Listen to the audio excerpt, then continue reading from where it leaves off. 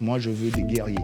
Là, pour montrer que vous êtes Guadeloupéens, vous êtes des guerriers et que vous pouvez être plus forts qu'eux. Des gens qui nous ont dit, mais en Guadeloupe, vous n'avez pas de voiture, c'est avec les bœufs, les charrettes. On a eu, même on s'est dit, mais ils nous prennent vraiment pour des gens. Ça ne m'étonne pas quand on voit nos Guadeloupéens qui marchent, tout ça, et qui font des choses exceptionnelles. C'est que tu es transcendé. Je m'étais dit que même j'aurais voulu monter la première équipe antillaise professionnelle.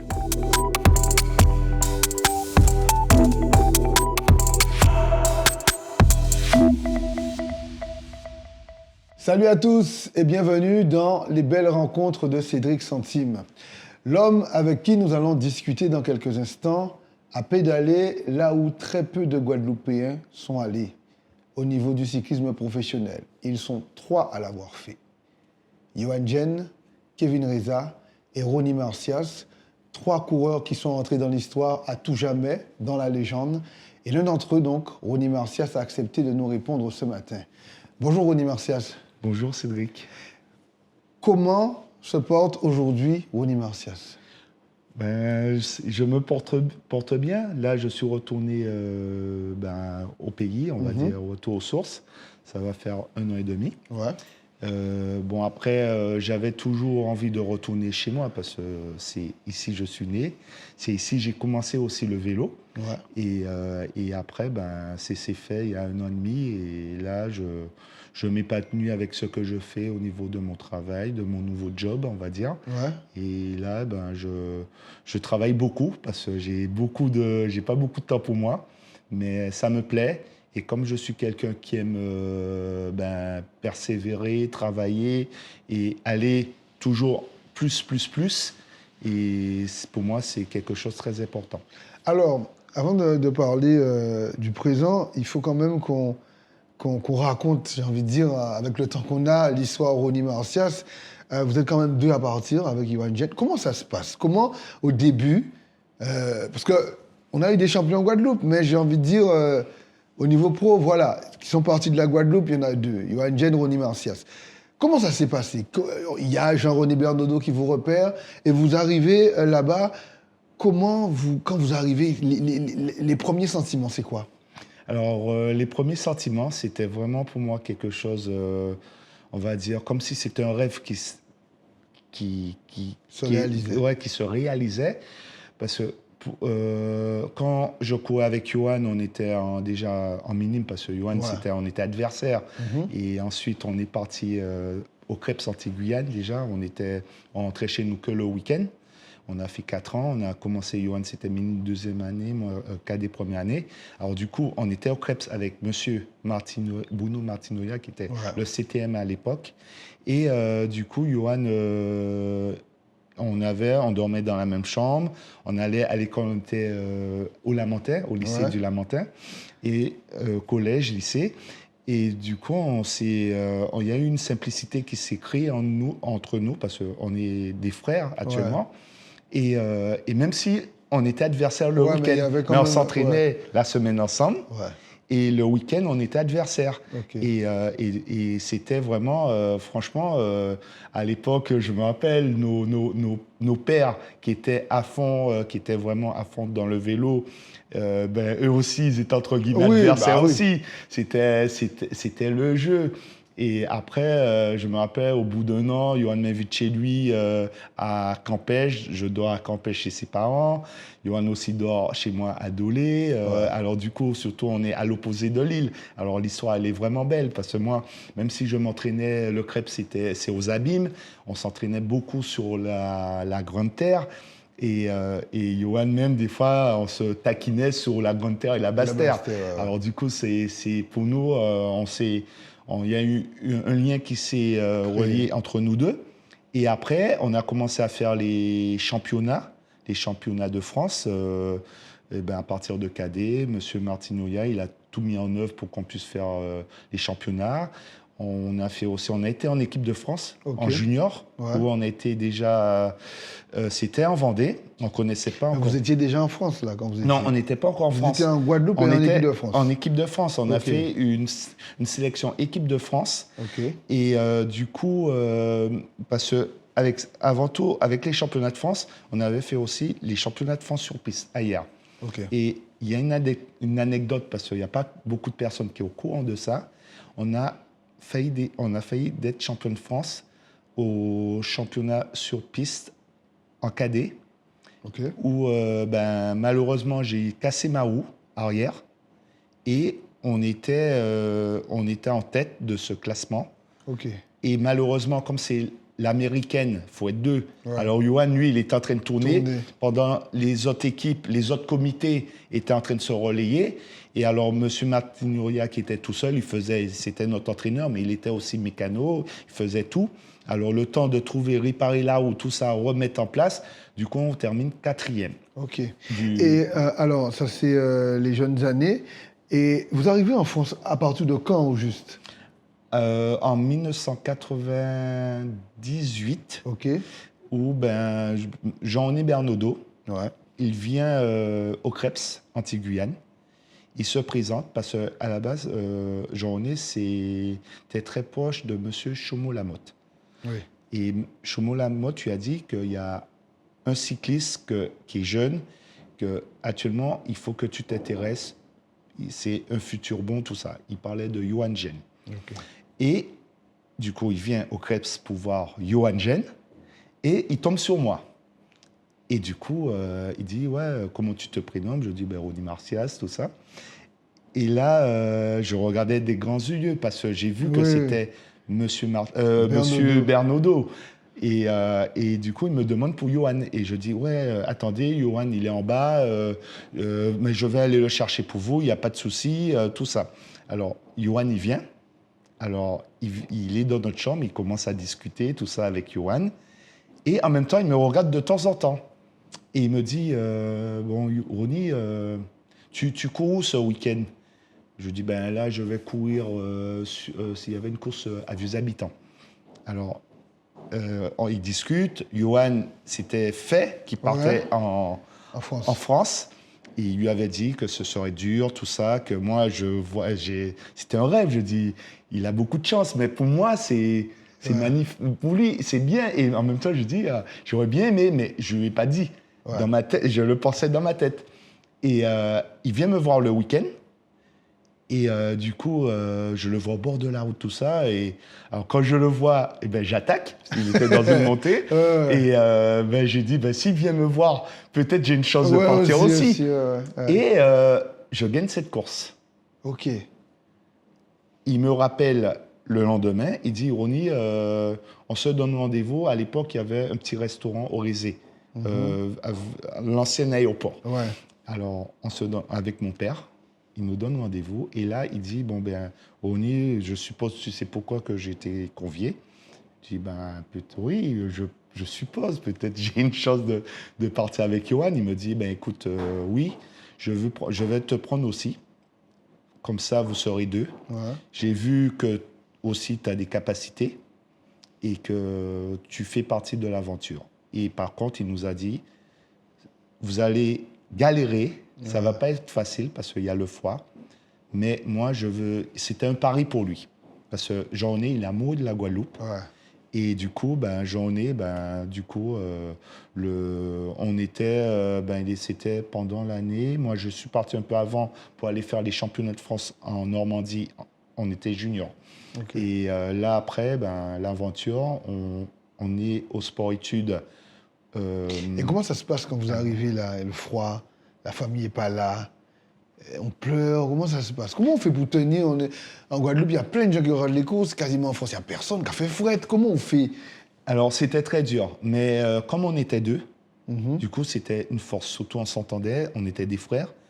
Et en plus de ça, on était dans un petit village où Jean-René Bernaudot, il est né, en Vendée, à côté de Fontenay-le-Comte, à 30 km, mais vraiment le bocage vendéen, quoi. Ouais. Et là, il y avait c'est des petites maisons, tout ça. Et des fois, le chauffage où on était hébergé, c'était la maison des coureurs. Alors, quand il faisait très froid, le disjoncteur, ça disjonctait. Alors, des fois, on finissait la nuit frigorifié, tout ça, mais on a vraiment...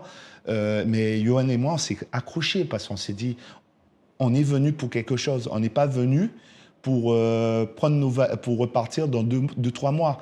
Du coup, dans notre tête, on était vraiment forgés et Journée nous avait aussi formatés.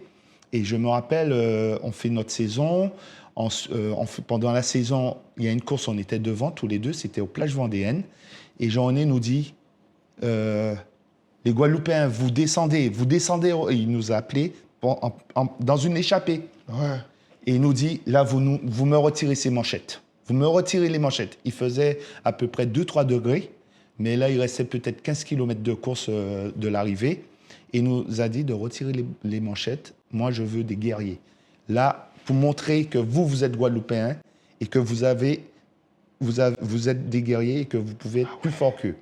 Et là, il m'a dit, cette course-là, je veux que vous la gagniez. Et quand on enlève les manchettes, on voit vraiment la différence avec le froid? Eh bien oui, parce qu'on sent le vent frais. Ah ouais. Mais bon, on était sur le vélo. Oui, on était chaud, on était en pleine course. Ouais. Mais du coup, on était sur l'effet, l'adrénaline, tout ça. Et du coup, il a dit, ben là, moi, je veux que vous gagnez. Vous faites tout ce qu'il faut pour gagner. Et du coup, comme on était on était 6 à l'échappée. On a attaqué à tour de rôle. Un moment, on s'est retrouvé à 3. Ouais. Et là, on s'est dit, ben, celui qui est avec nous, on va lui faire la misère. Ouais. Alors là, c'était Johan qui avait gagné.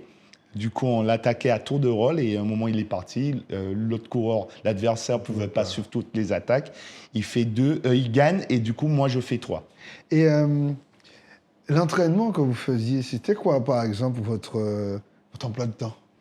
Alors, notre emploi de temps, alors on était en sport-études, alors on faisait un BEP de carrosserie. Ouais. Alors, on avait des horaires aménagés. Okay. Alors, quand on sortait en Guadeloupe, j'avais fait un BEP d'équipement technique sanitaire. Mais comme il n'y avait pas ça, je ne pouvais pas poursuivre à La Roche-sur-Yon pour faire un bac pro. Alors, du coup, j'ai dit, je vais faire... Il nous a dit, l'établissement nous a dit, il y a ça, il y a ça, il y a ça. Alors du coup, on s'est regardé avec Johan, on s'est dit, on veut être dans la même classe, on va faire un BEP de carrosserie. Ouais. Mais bon, malheureusement, ce BEP-là, on n'a pas pris ça au sérieux. On avait chacun déjà, lui, c'était de la structure métallique qu'il faisait. Il avait fait en Guadeloupe.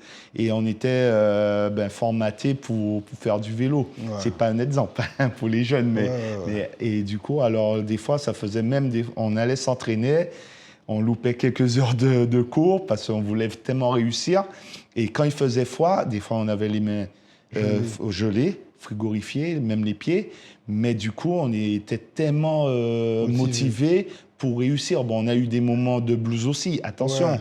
Mais à deux, c'était notre force. C'était plus facile à deux. C'était vraiment plus facile à deux.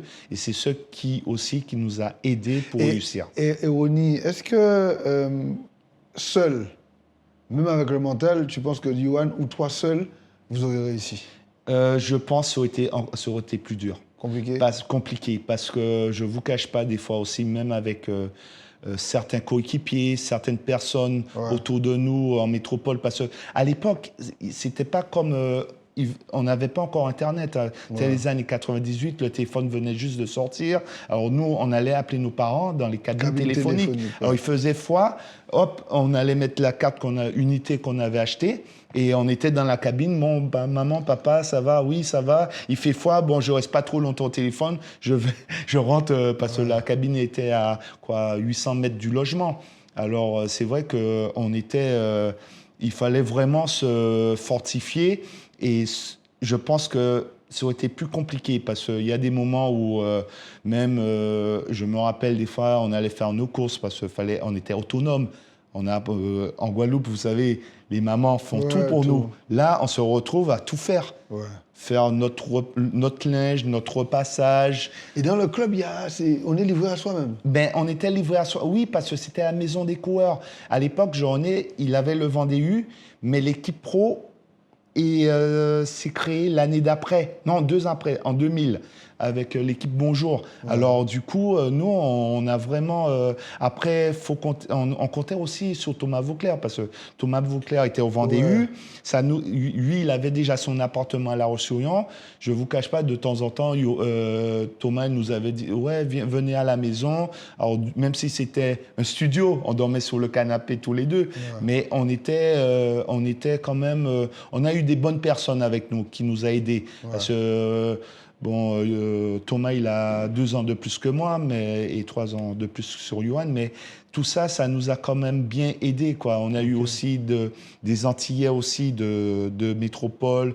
Je peux citer leurs noms. Il y avait Guédi, il y avait Christian, que je considère comme un père, qui est des Sables d'Olonne, et du coup, qui nous disait, ouais, les gars, venez à la maison. C'était nos supporters.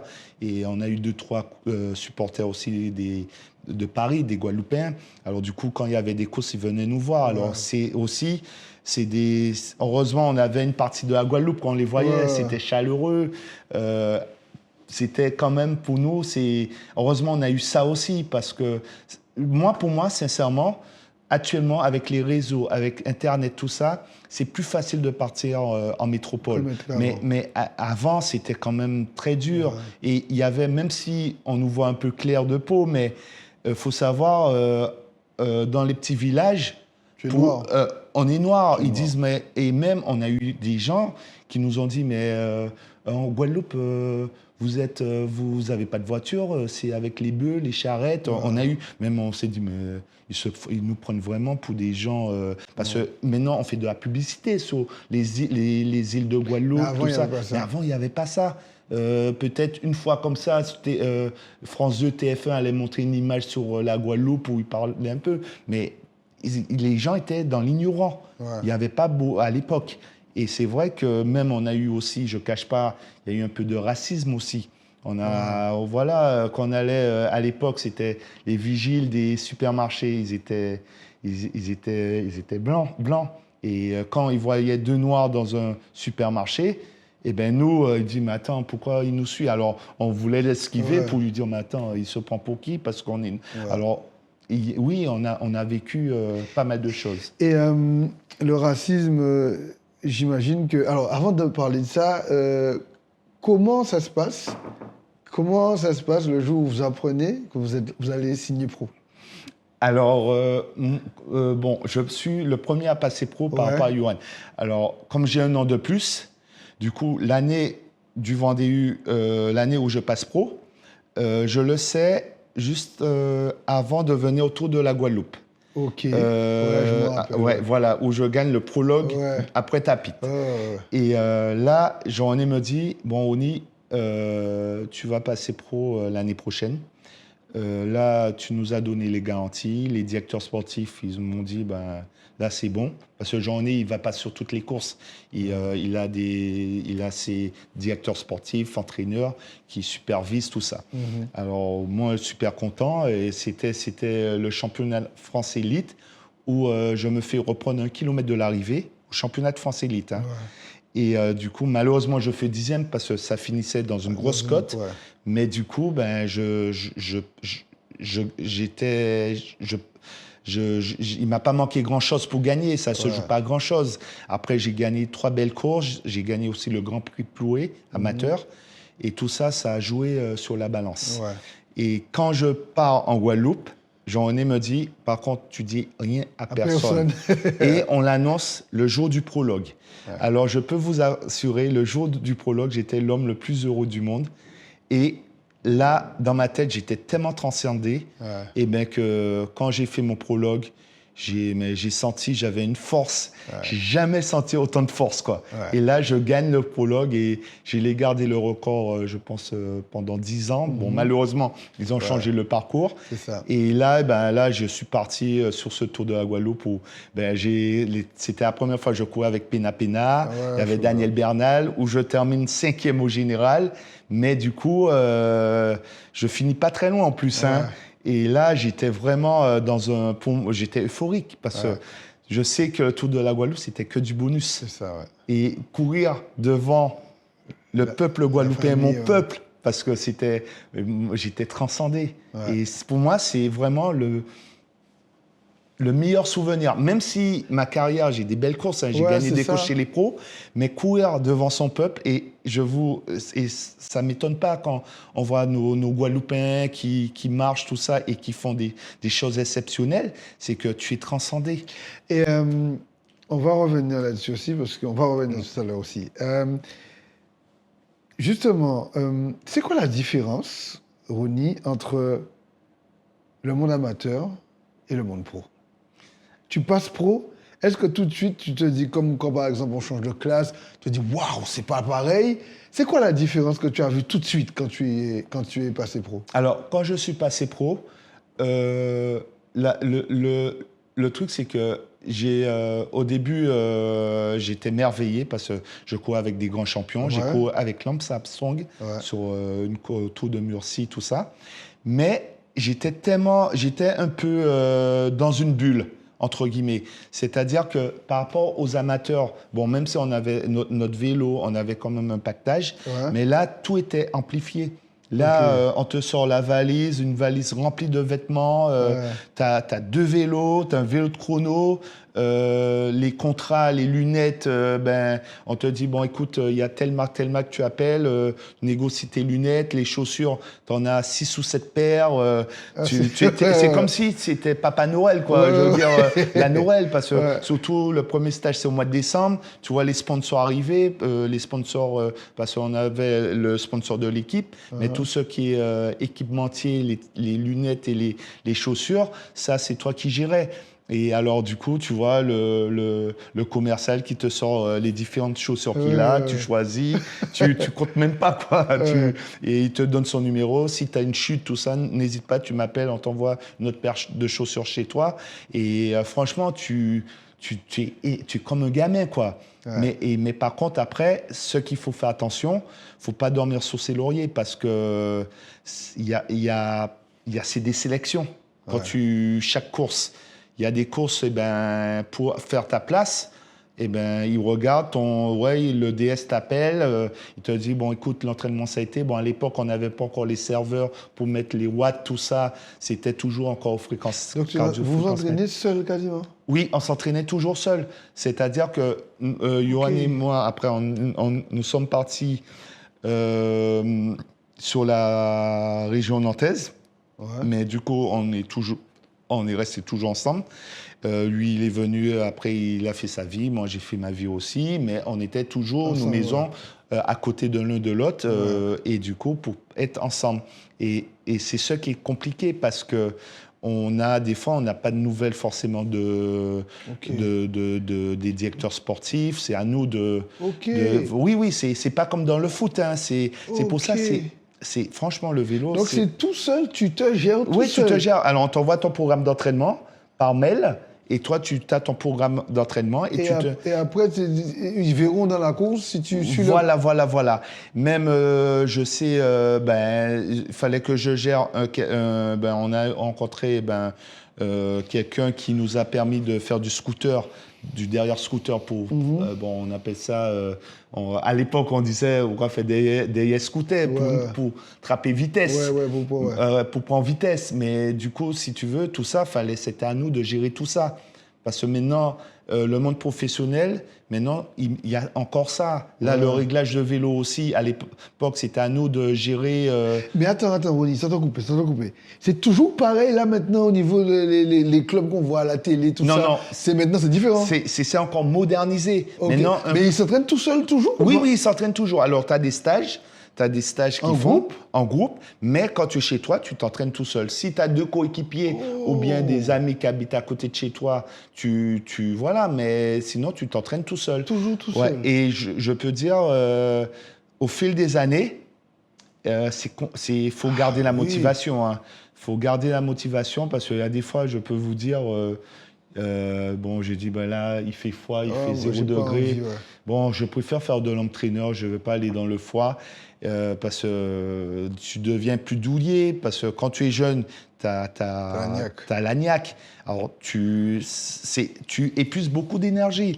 Par rapport ici, si tu fais une carrière ici en amateur, tu as le soleil, même s'il pleut de temps en temps, tu as les averses, tu as la famille. Mais là-bas, tu dépenses beaucoup d'énergie. Et il y a un moment, bon, malheureusement, quand mon dernier contrat, c'était avec Sojasun, bon, l'équipe s'est arrêtée. Mais du coup, tu te dis, là, je pense que je vais bientôt arrêter parce qu'il ne me reste pas beaucoup d'années devant moi. Parce que c'est mental. C'est surtout mental. Et même, je voyais, il faut tout le temps être motivé, quoi. Parce que le niveau, si, admettons, tu t'entraînes pas, tu tiens pas sur et ça se voit, quoi. Tu peux pas tricher. Et avant d'arriver petit à petit à ce beau souvenir en Guadeloupe, ton meilleur souvenir chez les pros, c'est quoi? C'est Bouygues, c'est Sojasun, c'est lequel? Alors, mon meilleur souvenir, c'était au Tour d'Italie. Okay. C'était en 2006, le Giro d'Italia, où c'est un prologue. Ouais. Et ce prologue, je fais ce prologue, mais c'est chez les pros, bon, il y avait une équipe, il y avait Didier Rousse, on avait une belle équipe sur ce Giro. C'était mon premier tour. Moi, je suis là pour découvrir. Mais je ne me pose pas la question, Ronnie, ton objectif, c'est gagner une étape, ton objectif, c'est d'essayer de faire des résultats, parce que chez les pros, c'est différent. Ouais, tu es porteur d'eau, en gros. Ouais, voilà. Et il y a des moments où aussi, tu te sous-estimes. Et du coup, je fais un échauffement basique pour faire le prologue. Mais pour moi, il y a des champions. Ouais, tu vas pas. Ouais, je vais pas faire. Pour moi, je fais mon prologue. J'essaie de le faire bien, mais pas forcément. À bloc, quoi. Je me dis que je vais le gagner. Je fais mon prologue et l'assistant qui est à l'arrivée, qui me donne ma bouteille d'eau, tout ça, me dit Ronnie, tu es meilleur temps, tu es obligé de rester là. Mais j'y croyais pas. Mais il me dit quoi? Attends, il y a Petaki, il y a Bounen, il y a tous les champions, Di Luca. Di Luca, c'est un grimpeur, mais tu as tous les champions, quoi.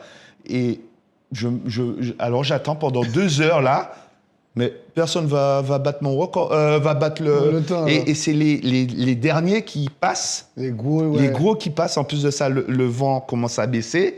Alors moi, je suis parti dans les premiers. Alors ils ont été favorisés par rapport au niveau, parce que ça souffle un peu plus, parce que c'était un prologue sur bord de mer. Okay. Et là,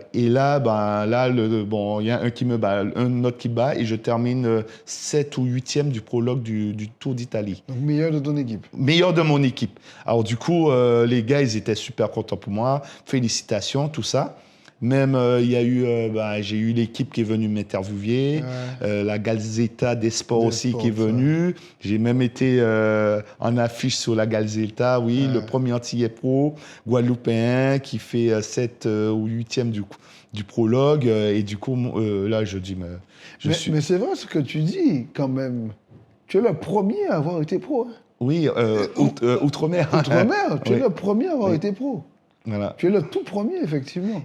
Et le racisme dans le peloton pro, tu as connu ça ou c'est un mythe ou... Oui, j'ai connu ça. Moi, après, j'ai pas, parce que quand il y a eu...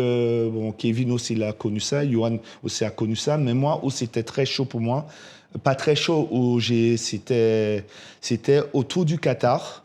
OK.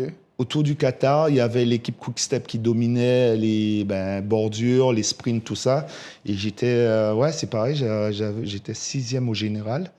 Et il y a un Allemand de l'équipe CSC Tiscali, qui était l'équipe de Bjarne Riis. Ouais, Bjarne Riis. Et du coup, il y a un moment, quand il y a du vent de côté, ça frotte, il faut se faire sa place pour être dans la bordure. Et du coup, le gars, je ne l'ai pas touché. Je rentre dans la bordure, lui, il se met derrière moi et je vois, il me donne un coup sur mon fessier.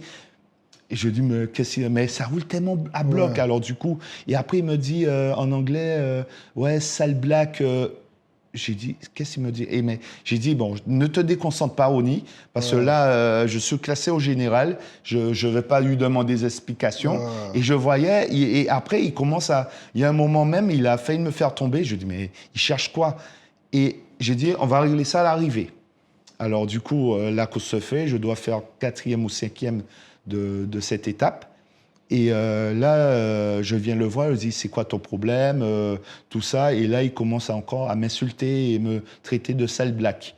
Et là, je vais voir Jean-René parce que et Jean-René me dit, ouais, mais c'est quoi Ronnie, il y a quoi? Parce que c'était lui qui était DS.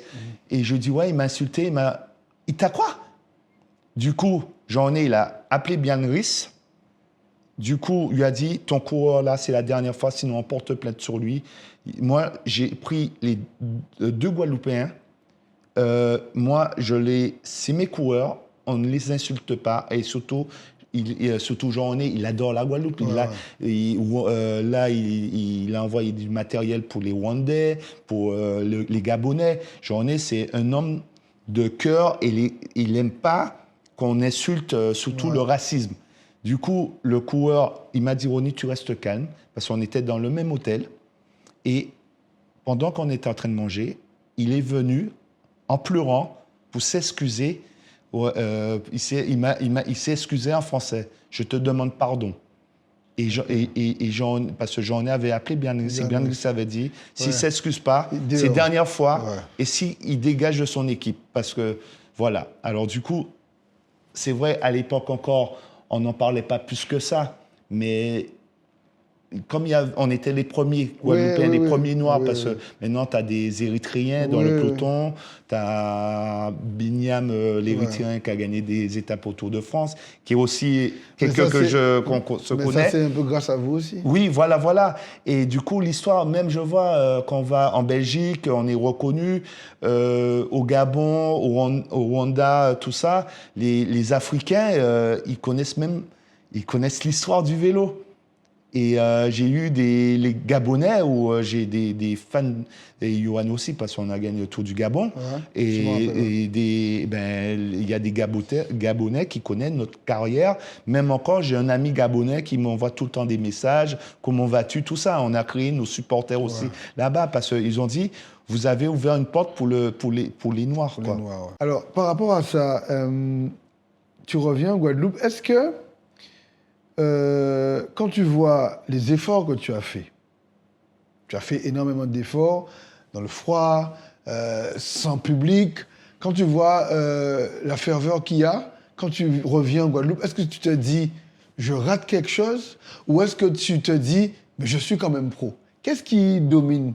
Est-ce que tu te dis, pour me gagner, mon gars gagne des courses, j'aurais pu rester ici, ou est-ce que tu te dis, ouais, mais quand même, je suis le premier à avoir signé pro? Qu'est-ce qui était le plus fort chez toi? Alors, du coup, je ne vous cache pas, il y a un moment, tu sais très bien, en Guadeloupe, quand tu fais ta carrière ici, tu gagnes plein de courses, tu as la population autour de toi. Quand tu entends, j'étais toujours proche avec les coureurs cyclistes en Guadeloupe, parce que quand je venais ici, ça m'arrivait de rouler avec eux, tout ça. Et bon, quand tu voyais même Pina, Bernal, tout ça, tu dis, mais les gars, ils touchent ça, ils ont ça. Toi, tu es pro. Tu touches pas ça. Voilà, tu te dis, attends, on me donne pas des primes comme ça en nature, parce que c'est très, on a notre salaire. Fixe, on a un fixe. Après, oui, on a des petites primes quand de la saison, les prix de course. Mais après, tu te dis, mais attends, c'est incroyable, quoi. Et même avec Yohan, je dis, limite, des fois, est-ce que c'était pas mieux qu'on reste ici? Mais après, je me suis dit ça, mais avec tout ce qu'on a fait, avec tous les pays qu'on a fait, pour moi, c'est une fierté. Et comme on dit, le bonheur, c'est pas parce que j'aurais regretté aussi de ne pas être parti et d'avoir, parce que j'ai eu quand même, pour moi, c'était, même si on le méritait parce avec nos capacités physiques, mais dire non ou dire non, je pars pas parce que je préfère rester ici parce qu'il y a des supporters qui vont me donner des parpaings, qui vont faire ma toiture, tout ça. Je ne sais pas si, au fond de moi, j'aurais pas été cultivé comme je suis cultivé et connaître tout ce que j'ai. Quand je vois maintenant, il y a Philippe Gilbert, qui est quand même un des plus grands champions qu'a l'histoire, qui est dans l'histoire des monuments des plus grosses courses mondiales, et qui est ami avec moi, Tom Boonen, Filippo Pozzato, que c'est des gars que j'ai toujours des bons contacts, Thomas Vauclair, et je me dis que j'aurais pas rencontré tout ce bon monde-là. Quand en Belgique, tu sors du bus et que quand j'étais encore assistant sportif en métropole, chez Total Energy, Ouais. les Belges, ils me demandaient des autographes, même en France aussi. Donc, si c'était à refaire, tu refais pareil. Oui, je refais pareil. Aucun regret. Aucun regret, parce qu'il y a cette adrénaline aussi. On a eu cette adrénaline, être sur des grands tours. Et Paris-Roubaix, ça, c'est vraiment... Ça, tu ne peux pas l'avoir sur aucune autre course. Quand tu sens le soir de C'est Paris-Roubaix... quoi? C'est les galets? C'est quoi? Qu'est-ce qui est... Mais tu dis que c'est comme si tu vas dans une course, mais tu dis ça passe ou ça casse. Parce que déjà, tu as les frissons à la présentation qui est la veille de la course. Ouais.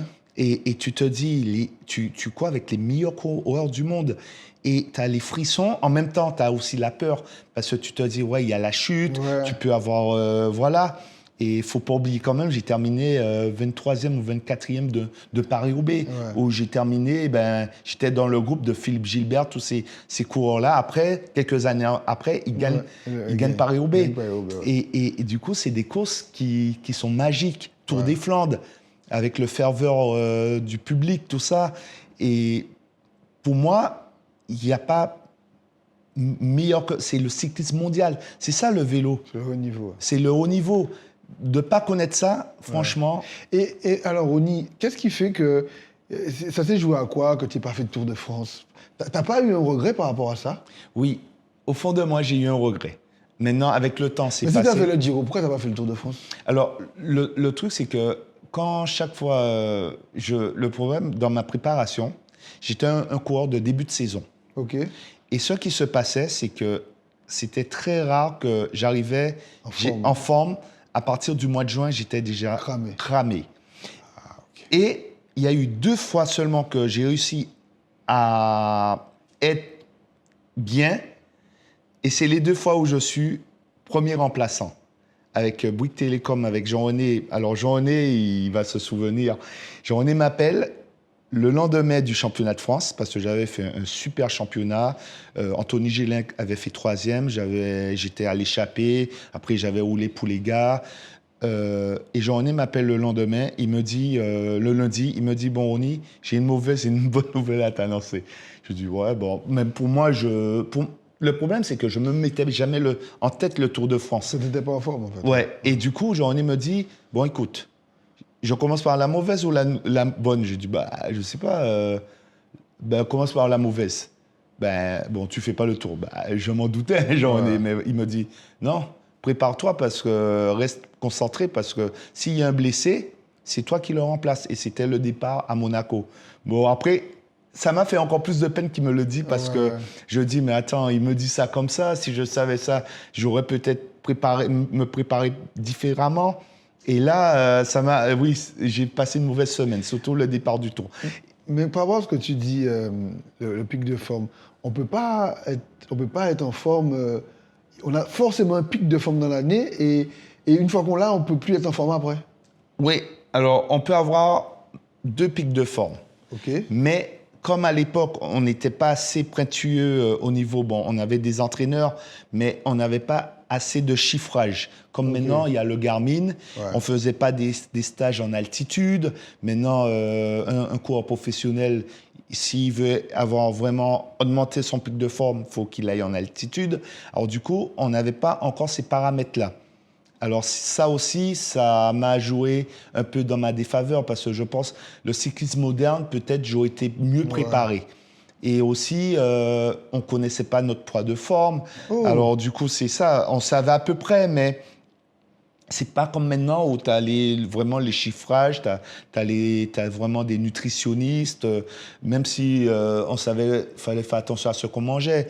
Mais maintenant, quand tu vois, les coureurs, ils pèsent leurs aliments, c'est au niveau du grammage, ils savent s'alimenter bien dans une course. Tout, il y a des chiffres maintenant. Et voilà, tu as des scientifiques.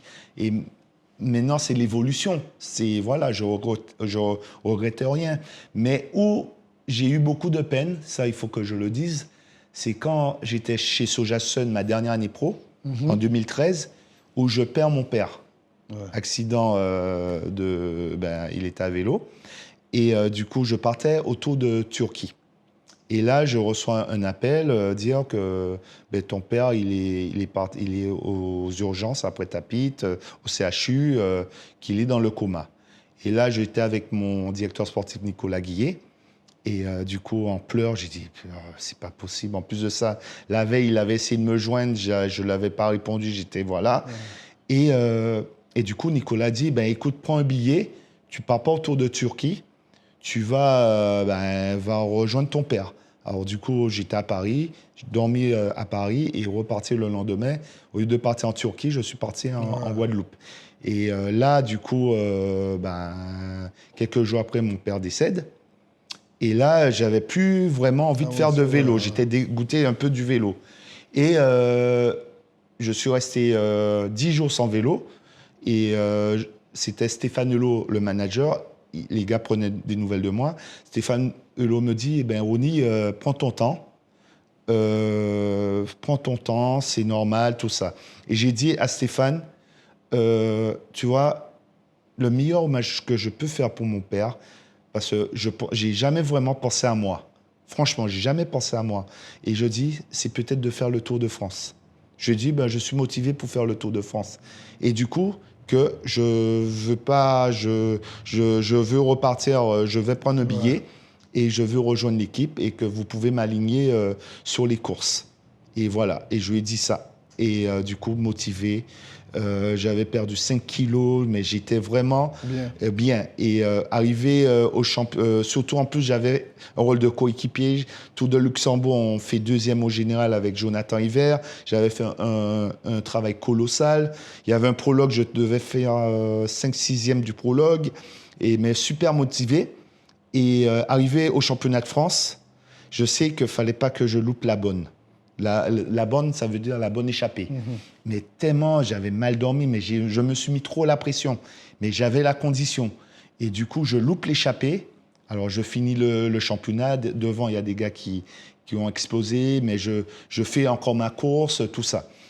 Et du coup, la course se termine. Et Stéphane Hulot nous dit, il donne la sélection lundi matin. Et du coup, j'apprends malheureusement que j'étais pas au tour. J'étais juste... il m'appelle pour me le dire. Il me dit, excuse-moi, Ronny, mais c'est jouer entre toi et un autre coureur. Qui était dans l'échappée. Ouais, qui était dans l'échappée. Oh là là voilà. là là. Et du coup, je me suis mis en larmes. J'étais en pleurs. Et là, c'est là que j'ai fait le deuil de mon père. Parce que juste avant, j'ai dit, non, Ronny, t'as pas le temps de faire de deuil. Il faut que tu prouves, et que je voulais, c'était l'hommage, c'est le regret. C'est que de ne pas avoir fait pour mon père un Tour de France. C'était même pas pour moi, c'était pour mon père. Et il m'a pas manqué grand-chose parce que j'ai fait toutes les courses, on va dire, toutes les plus grandes courses du monde. Tour de Suisse, Tour de Romandie, Giro d'Italia, la Vuelta, tout ça. Et c'est ce qui m'a manqué. Ouais. Et pourquoi Ronny Mancias n'a jamais entraîné? Alors, du coup, j'entraîne pas parce que c'est pas quelque chose qui m'a forcément... c'est pas forcément mon truc. Je préfère plus... Bon, j'étais assistant sportif, même si Jean-René m'avait dit, si un jour tu veux être aussi dans l'encadrement, DS, tout ça, bon... passer les diplômes, tout ça. Et du coup, j'ai voulu le passer. Et malheureusement, ça coordonnait pas avec mon planning, tout ça. C'était avec Sojasun. Et du coup, j'avais des courses, tout ça. Alors, ça n'a pas pu le faire. Mais je me suis jamais penché dessus. Mais parce que moi, je suis plus dans le relationnel, c'est-à-dire plus... comme j'ai fait les massages, j'aime bien un peu la nutrition, mais pas forcément prendre un coureur et entraîner. Peut-être être plus conseillé. Mais après, j'ai toujours dit un jour, j'aurais bien voulu monter une équipe. Mais pas être entraîneur, mais être juste plus... monter. Oui, manager. Admettons, je viens avec... c'est moi qui choisis mes directeurs sportifs, les assistants, les mécanos. Mais ça, c'est un rêve, quoi. C'est quelque chose que je m'étais dit que même j'aurais voulu monter la première équipe antillaise professionnelle. Ah, c'est bien ça. C'est-à-dire avoir des Guyanais, bon, surtout des Guadeloupéens, mais après les meilleurs Antillais qui sont là actuellement. Et aujourd'hui, parce que moi, quand j'ai appris que tu étais en Guadeloupe, je ne savais même pas. On m'a dit que vos numéros, je dis, mais c'est en Guadeloupe, comment ça il est en Guadeloupe? Et après, j'ai demandé à des collègues, ils m'ont dit, ouais, il va être du côté de la TMC. Tu fais quoi aujourd'hui? Tu fais quoi? C'est quoi tu fais quoi aujourd'hui? Alors du coup, là, je suis attaché commercial pour Antipapeterie. Alors, je m'épanouis parce que j'ai toujours eu la fibre commerciale aussi. Et après, là, je suis dirigeant chez TMC. Mais avec l'emploi du temps que j'ai avec professionnel, je suis quand même, j'ai des horaires. Mais tu n'as jamais eu de proposition en Guadeloupe pour des projets, accompagner des jeunes, je ne sais pas moi. Son avis, Yohan Jeune, effectivement, était au CSC à un moment donné, mais toi, tu n'as jamais eu de proposition Alors, j'ai eu des propositions avec des clubs, je ne vous cache pas, quasiment tous les plus gros clubs de Guadeloupe. Ouais. Mais après, pour moi, c'était plus un projet individuel, c'est-à-dire avoir peut-être travaillé sur comment avoir peut-être pas forcément dans un club, c'est-à-dire m'occuper les jeunes de Basse-Terre, comme je suis de la Basse-Terre, du Grand Sud Caraïbes. J'ai des dossiers actuellement, hein. J'ai des dossiers. Mais mes dossiers... Tu as déposé des dossiers? Ouais, j'ai déposé des dossiers. Mais malheureusement, mes dossiers ne sont pas passés. Alors du coup... Comment ça, ils ne sont pas passés? Tu n'as pas eu de réponse? Non, je n'ai pas eu de réponse. J'attends aussi des... je suis en attente de rendez-vous. Et pour l'instant, j'ai pas eu mes attentes de rendez-vous sont toujours. J'attends, mais voilà. Et est-ce que toi, honnêtement, est-ce que tu es frustré de le premier ultramarin professionnel? Est-ce que tu te dis pas quand même qu'il y a, je sais pas, on parle Guadeloupe de champion, mais est-ce que tu as l'impression qu'il y a une reconnaissance, franchement?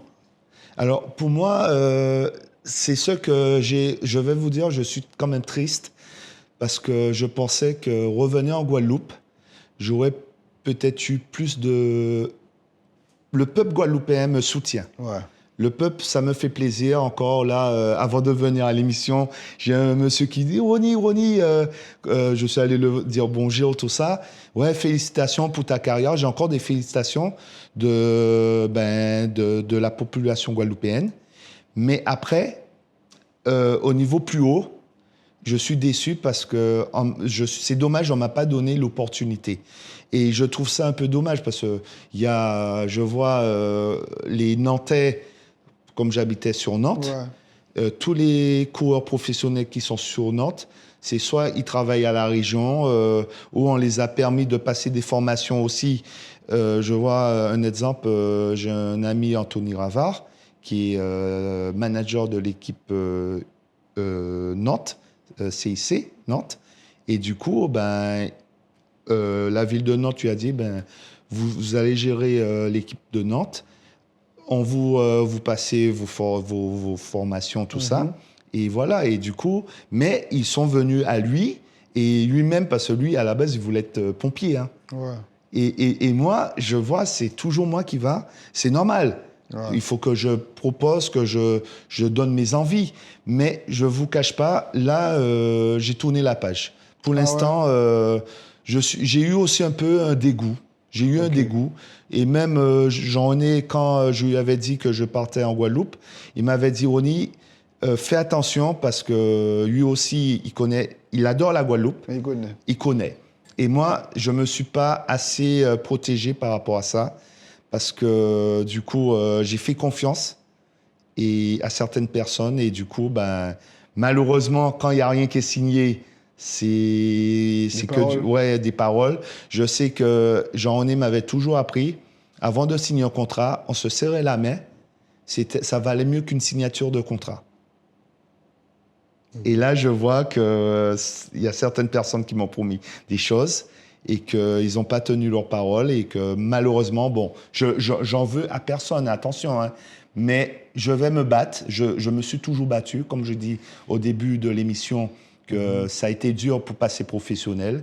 Bon, après ma carrière, j'aurais pu rester en métropole. J'avais tout, hein. J'étais bien avec Jean-René, l'équipe totale. J'avais ce qu'il fallait. Hein. J'organisais mon emploi du temps. J'avais mon planning de course. J'allais sur les courses, m'occuper des coureurs. Je conduisais le bus. Je faisais mes massages, mais j'étais bien, quoi. Ouais. Mais moi, je voulais rentrer en Guadeloupe parce que c'est mon île. Je suis né en Guadeloupe. Quand un Guadeloupéen veut rentrer chez soi, on ne peut pas lui refuser ça. Il y a des champions peut-être qui veulent rester vivre en France, des champions guadeloupéens. Mais moi, je voulais rentrer. Parce que pour moi, tout ce qu'on m'a donné, on m'a appris en Europe, je voulais le transmettre. Guadeloupe. C'est vrai que je ne veux pas le transmettre comme ça, avec mes 2 mains, tout ça. Il faut aussi avoir du soutien. Ouais. Bon. Avant d'en arriver à la dernière question, j'ai vu que ça te plaisait beaucoup. Ce fameux prologue là, gagné autour de la Guadeloupe où tu fais 5e, effectivement... Non, 5e au général. Au général, non, le prologue, tu le gagnes effectivement, et tu fais 5e au général. C'était un tour très relevé. Et du coup, qu'est-ce qui t'avait marqué le plus cette année-là? Alors, cette année-là, c'était le Côte-la-Menthe se trouvait... le départ était à côté de la mairie de Bémaro. Et l'arrivée, c'était au Vélodrome. Ouais. Et du coup, je voulais gagner ce Côte-la-Menthe-là. Du coup, je fais 5e, comme le classement général. Et ce qui m'avait marqué, c'est que... Je parle au niveau performance. Hein, que je me suis dit... C'était tout plat. J'avais réussi à... Bon, j'étais peut-être 3 minutes. C'était Bernal qui avait gagné. Ouais. 3 minutes de Bernal. Du coup, il gagne le Côte-la-Menthe. Et malheureusement, je me suis dit, mais ça alors, c'est dommage parce que j'ai gagné le prologue, j'aurais voulu gagner le Côte-la-Menthe. Ouais. Alors, ça m'avait un peu marqué parce que là, j'étais vraiment sûr de moi, j'étais en confiance. Ouais. Et malheureusement, je fais 5e. Et ce qui m'a marqué aussi, c'est que c'est l'engouement de la population. Parce qu'en Guadeloupe, on est une terre de vélo, même si je sais, au niveau sécurité routière, c'est un peu compliqué tout ça. Mais quand il y a le Tour de la Guadeloupe, les Guadeloupéens se mobilisent pour le Tour de la Guadeloupe. Et ça, c'est vraiment magique. Qu'est-ce qu'on peut souhaiter à Ronnie Martias? Alors, ce qu'on peut me souhaiter, c'est que je puisse... réaliser peut-être mes projets qui sont en attente. Ça aurait été bien. Qui puissent être entendus, déjà. Voilà. J'espère que les dossiers ne sont pas sous la pile. Hein. J'espère qu'ils sont toujours d'actualité. Tout à fait. Alors, un rituel dans cette émission, pour terminer, j'ai un petit jeu. Tu bats les cartes et tu tires une carte de ton choix et tu nous la lis. Une carte de ton choix, n'importe laquelle, et tu nous dis le message. Voilà. Récupère. Alors, que désirez-vous à cet instant? C'est vraiment visualisez-le et vous l'obtiendrez. Être négatif vous empêche d'avancer. Mais c'est incroyable. Mais c'est magique. mais c'est vraiment... voilà. Ronnie. Donc Ronnie, qu'est-ce que Ronnie va faire? Va visualiser les dossiers qu'on a oubliés, là, qui sont dans la poubelle, ils vont sortir. Voilà, et comme ça, ils seront au haut de la pile. Voilà, et rester toujours positif. Exactement. En tout cas, merci beaucoup, Ronnie Martias. Moi, en tant que Guadeloupéen, je suis fier d'avoir pu t'interroger parce que, bon, on l'avait déjà fait par le biais de la radio. Mais je voulais vraiment passer ce moment avec un champion dont on n'entend pas parler. Et bravo, vraiment bravo. Bravo, peu importe... ce qui se passe aujourd'hui, peu importe certains, mais sache que ce que tu as fait, personne ne pourra enlever ça. Personne ne pourra jamais effacer. Et là où tu as été, vous n'êtes que 3 à y être allés. Donc bravo aux 3 déjà, mais bravo à toi pour ce que tu as fait.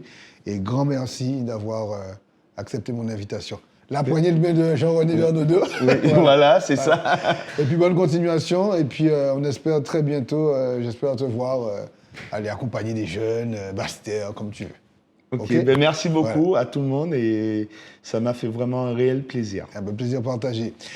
Merci à tous de nous avoir suivis dans ces belles rencontres de Cédric Centime avec le premier Guadeloupéen professionnel de cycliste, Ronnie Martias.